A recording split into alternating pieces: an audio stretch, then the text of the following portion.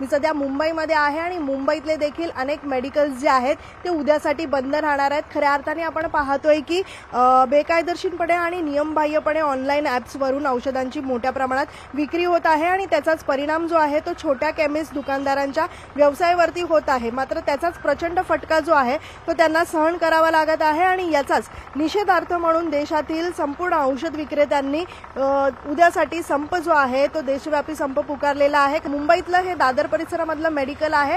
मेडिकलमधले हे मेडिसिन विक्रेते आहेत, त्यांच्याशी आपण बातचीत करूया। खरं तर उद्या संप पुकारला गेलेला आहे। उद्या मेडिकल हा बंद राहणार आहे का आपल्या संपूर्ण मुंबई शहरातला? उद्या मेडिकल पूर्ण बंद राहणार आहेत। ऑनलाईन ज्या कंपन्या आलेल्या आहेत त्यांनी भरपूर हे केलेलं आहे। भरपूर म्हणजे त्यांच्या एवढ्या कंप्लेंट्स आहेत कस्टमरकडून, भरपूर कंप्लेंट येत आहेत।